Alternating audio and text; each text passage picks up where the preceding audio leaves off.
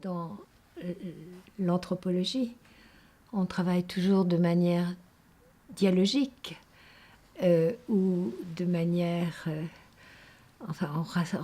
il faut rassembler aussi des personnes, et ce qui a été une expérience très originale dans le travail sur l'épopée que j'ai pu faire grâce à cette responsabilité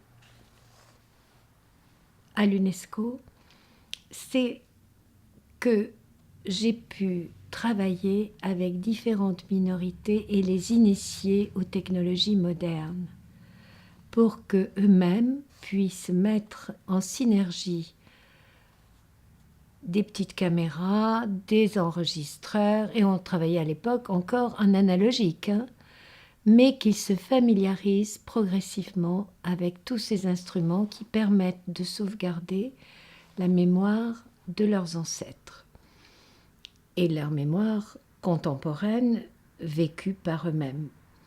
Donc l'épopée était un champ privilégié de recherche, champ de recherche et un champ vocal privilégié pour ce genre d'expérience, puisqu'il s'agissait de sauvegarder un patrimoine immatériel et de le matérialiser par les enregistrements sonores et par la vidéo, parce que tout était aussi filmé.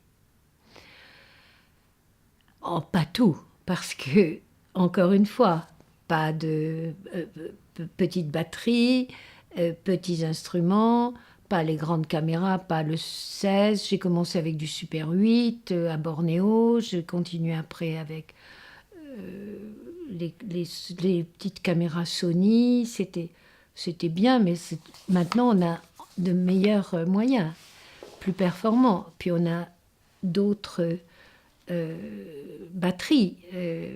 On peut recharger, on avait les batteries solaires désormais. Enfin, tout ça, nous n'avions pas à l'époque. Donc c'était un matériel plus léger, moins lourd que celui du début de Gilbert Rouget, quand il était en Afrique, mais moins performant que ce qu'il y a actuellement. Néanmoins, il a fallu plus tard numériser cette collection en analogique, ce qui a été fait et par le CNRS à Paris, à Meudon, et par Athénéo à la fin, à Manille. Donc j'ai pu déposer une archive sonore en analogique et au fur et à mesure, les manuscrits s'élaboraient. C'est pourquoi j'avais besoin de retours multiples, annuels, et de rester longtemps auprès des différents... Je donnais en principe 4 bourses par an. J'ai donné 40 bourses, 39 exactement, en 10 ans. Donc, il s'agissait de les initier et de leur permettre eux-mêmes d'établir le premier manuscrit et les traductions. Donc il fallait travailler avec des membres de minorités assez éduqués, qui sachent écrire. Massino ne savait pas écrire, qui sachent transcrire. Je leur montrais comment faire. On choisissait les modalités de la transcription, car il s'agissait de projeter le temps dans l'espace d'une page blanche. Ça, c'était une décision que je devais prendre avec eux, de concert. Et ça nous demandait parfois 3 jours de réflexion commune, avec des chamans et tout. Comment faire? On a travaillé ainsi à des initiations différentes de transcription, de traduction. Puis je reprenais toutes les traductions avec eux, avec certains membres de la communauté, pas tous, ceux qui voulaient bien avoir la patience de retravailler avec moi. Et progressivement, on arrive à établir un manuscrit plus acceptable. Après, je le mettais au format. Et pour que ce soit une édition homogène, et que surtout, les transcriptions et les traductions se fassent vis-à-vis, en miroir. C'est ça qui est l'exigence linguistique minimale. Et puis, il fallait quelquefois adapter la phonologie à un orthographe. Heureusement, dans les langues des Philippines, il n'y a pas de grands écarts, il n'y a pas de grands... mais il y a des endroits où il n'y a pas de F, il y a des langues où il n'y a pas de F, il y en a d'autres où il est. Et les gens à Manille tendent à effacer tout pour faire qu'il y ait une langue nationale et que là où il y a des F, ça devienne des P. Et... enfin, c'est tout à fait compliqué. Mais, in situ, j'essayais de respecter la phonologie et une transcription orthographique qui corresponde à la phonologie, qui avait déjà été établie par le SAL, par d'autres linguistes. Et donc, je travaillais comme ça, avec eux, toujours. Et c'est eux qui ont fait, en principe, le film qui inaugure, dans le site qui est venu plus tard, le corpus d'épopées rassemblées pour ce groupe. Mais premier temps, c'était enregistrement des performances en vidéo, et, partiellement, et en intégral du son, audio. Audio intégral, vidéo partielle, par manque de matériel. Et puis j'étais seule avec la caméra. Mais je leur ai donné le goût de le faire. Ils sont très sensibles à cela, comme vous le savez. C'est un mode de recueil qui leur plaît beaucoup. Et puis, il s'agissait alors de ramener le matériel à Manille, de le déposer aux archives. Et c'était un grand travail de l'enregistrer. Et quand j'ai eu fini cela, pendant 10 ans, et que je prenais ma retraite en 2007, vous voyez, je suis à la retraite depuis longtemps, le président de l'université, qui était un grand mathématicien et très sensible aux arts traditionnels et qui m'a beaucoup défendu, m'a demandé, m'a dit, vous êtes à la retraite, mais vous allez être très, très occupé. Et il m'a demandé d'établir un site web, de le concevoir, d'en construire l'architecture, ce que j'ai fait. Mais il m'a donné le financement. Je n'ai jamais posé une question, ça coûte combien, ou fait une... Je disais ce qu'il fallait faire, et c'était fait. Et on le faisait. Là, je dois dire que c'est un privilège que jamais le CNRS ne m'aurait accordé. Mais ainsi, j'ai pu digitaliser toutes les à Paris, et ici, et là-bas, et surtout, construire ce site. Je le dis dans le copyright qui inaugure le site, si vous le lisez, il y a eu quand même 11 personnes, 11 techniciens qui s'en sont mêlés, du son, de la vidéo, de la conception, comment on fait, parce que moi j'avais mon idée au niveau de l'architecture, mais la réalisation technique, et puis il fallait quelqu'un qui... On m'a mis dans... Je dis, je veux concevoir des box, comme des baouls, des coffres. Il m'avait fait des baouls, des coffres, avec des ornementations, on aurait dit des tombeaux. Je dis non, c'est simplement un coffre abstrait, mais on a appelé baoul, coffre, toutes les boîtes, les 15 boîtes qui contenaient 15 sculptures différentes. Et là, il y a l'arborescence en 8 points, carte, introduction générale avec vidéo. Et là, les vidéos ont été faites par eux. Ceux qui ont bien voulu les faire, qui se sentaient capables de les faire. Chaque locuteur d'une langue a fait lui-même la vidéo de son groupe. Vous voyez, je leur déléguais cette créativité. Ils avaient recueilli la créativité d'un des membres de leur barde ou de leurs ancêtres. Et maintenant, eux-mêmes généraient un film. Pas long, hein, 5 minutes. 5, 7, 4. Voilà. Donc c'était le membre de la minorité ou Rijon de Belgique a fait, mais il ne l'a pas vu, c'est moi qui ai fait le montage, mais j'ai enregistré les voix de chacun, où il s'auto-enregistrait in situ et m'envoyait le document fait. C'était très intéressant.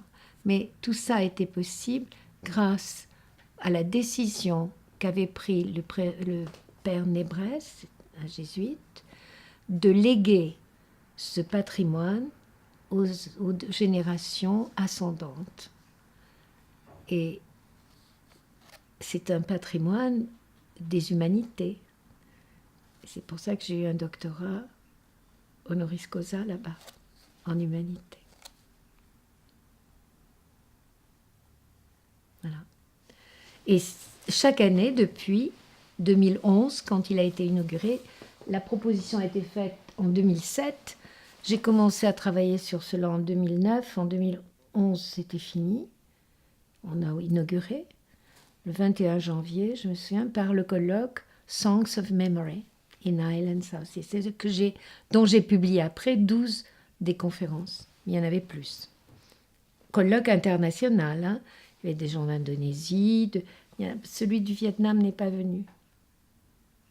Parler que le vietnamien, il n'est pas venu. Ils ont fait un grand travail au Vietnam. Très grand travail sur les épopées de Guyane. Sans épopée, mais transcrite en vietnamien, des minorités traduites en vietnamien. Le site est accessible. Chaque année, j'essaie de l'enrichir. Là, je suis un peu à bout de souffle parce que je n'ai pas travaillé là-dessus. Cette année que j'avais demandé qu'on me prépare le vocabulaire qui me manquait dans une épopée, ça n'a pas été fait. Peut-être que j'arriverai à le faire dans mon prochain séjour. C'est une épopée qui s'appelle Limbuhanen, qui est très belle, très intéressante, mais ce n'est qu'un extrait que je présente là. Ça peut durer très longtemps. Voilà. C'est Dracénie.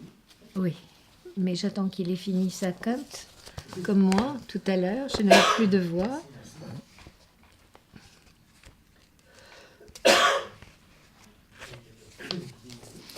Oui, alors tout cela relève des langues du monde austronésien. Et ce que j'ai fait, pour lequel j'étais plus formée, je ne me suis pas attaquée aux langues de Mongolie ou aux langues d'Asie centrale, qui sont des langues turques. Le grand centre pour ces langues-là, c'est Istanbul, évidemment. Et peut-être Bonn, en Allemagne. Pour la Mongolie, c'est aussi Bonn. Et puis à Paris, Robert Tamayon. Mais elle a travaillé surtout chez les Bourriates. Je voudrais évoquer au sujet du monde austronésien, c'était dans le label de notre centre, CEDRACEMI, c'était Centre d'études et de recherche sur l'Asie du Sud-Est et le monde insulindien. Le monde insulindien implique l'insulinde, ce que l'on appelait jadis l'insulinde, c'est-à-dire la partie insulaire de l'Asie du Sud-Est, ou Nusantara. Nusa, en indonésien ou en malais, ce sont les îles. Et Nusantara, ce sont les îles, les parties insulaires de l'Asie du Sud-Est.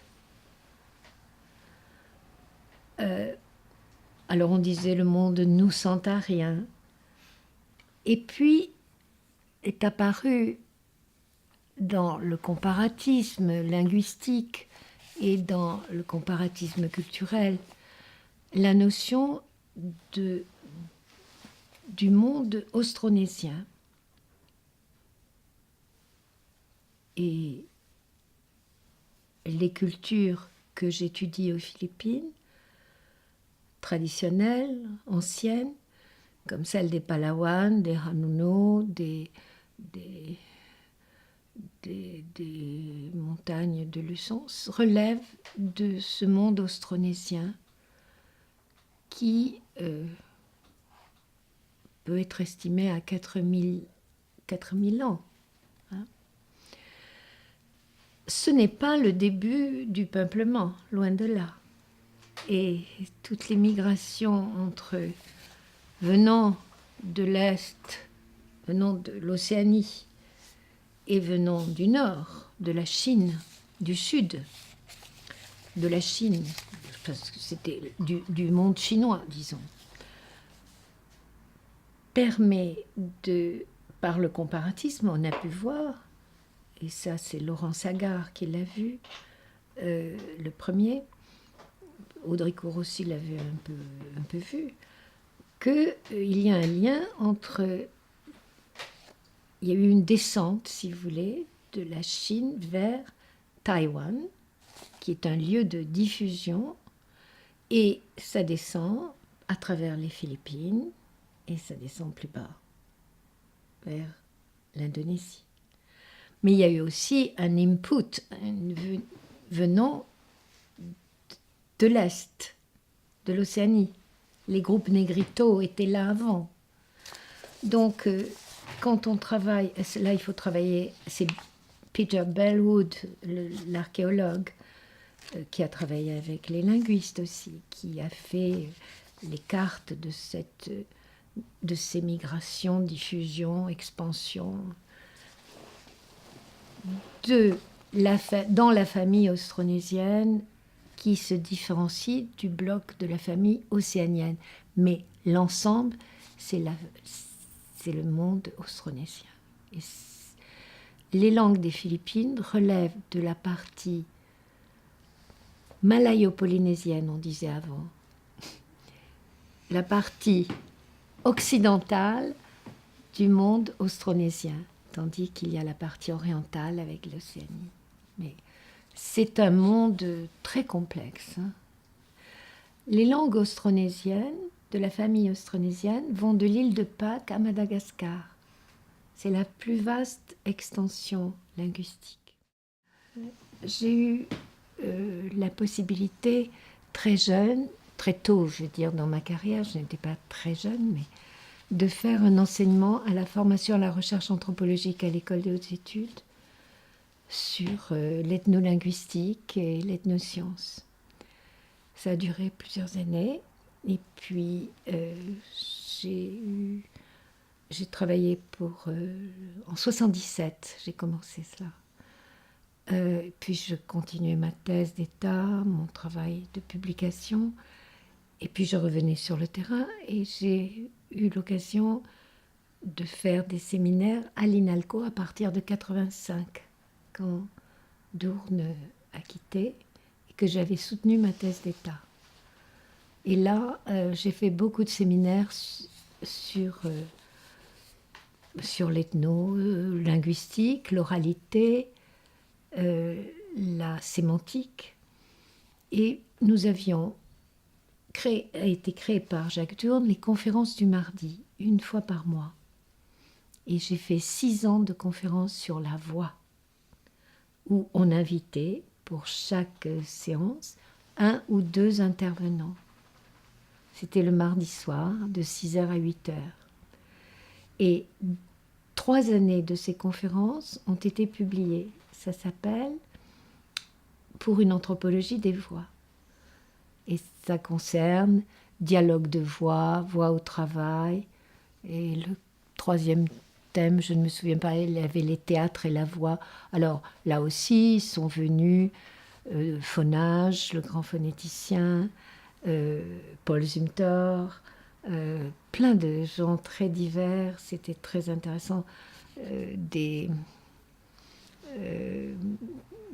Comment il s'appelle de grands performeurs aussi, et analystes comme Anthony Rossel, qui était de Catalogne, qui travaillait sur le CID, qui a créé 88 mélodies pour le CID, qui chante devant une partition comme ça, avec la gestuelle reprise de l'iconographie du Vatican sur l'époque médiévale. Il y avait des interventions très originales. Et chaque chaque année, c'était un thème. Donc j'ai publié 3 ans sur les 6, avec tous mes collègues et Diana Reulman qui était avec moi pour mener à bien ce séminaire. Donc nous avons fait ça, puis j'ai dirigé le travail à l'UNESCO à l'INALCO. Alors là, c'était mon séminaire sur l'épopée. Et puis il y a eu le travail au centre de Villejuif, où nous avions créé Langue, musique et société, après avoir passé 3 ans assez peu heureux au Lacito. Le CNRS m'avait laissé évoluer seul quand le Cédracémie avait éclaté pendant 3 ans, et puis ils m'ont dit maintenant il faut se rallier à un laboratoire. Mais je dirigeais les épopées, vous voyez, donc j'avais beaucoup de travail. Ils savaient que j'étais absente beaucoup. Et puis il y a eu en 2007, quand j'ai pris ma retraite, le musée du Quai Branly venait de s'ouvrir. J'ai pu faire un séminaire au Quai Branly pendant 10 ans, puisque je viens d'arrêter cette année, en 2018. Alors là, c'était d'abord seul, puis avec Diana Rapaport, sur les rituels, les arts de la performance. Donc l'association avec une ethnomusicologue sur essentiellement l'Asie du Sud-Est. Et puis, elle a pris la direction du CAS et elle a décidé de faire des séminaires là-bas. Et moi, j'ai demandé à Madame Elisseev de m'accompagner. Là, c'était une historienne du monde de la Chine et une historienne d'art. Elle a eu la chaire du Louvre. Donc, c'était des séminaires, des journées entières, 2 ou 3 par an, 3 par an en général, et sur des thèmes unissant la Chine au sud du fleuve Bleu et le monde austronésien. Voilà. Donc, c'était des réflexions qui tendaient vers l'histoire, et puis à la fin, la dernière année, c'est-à-dire en 2018, on a fait 2 séminaires tout à fait novateurs, mais les étudiants ne sont pas venus, alors on a laissé tomber, on s'est arrêté sur comment interpréter des œuvres d'art et comment éviter les dérives.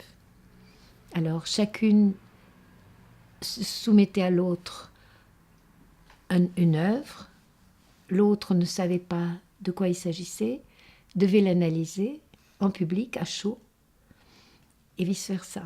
Et puis, celle qui connaissait l'œuvre apportait le complément d'information.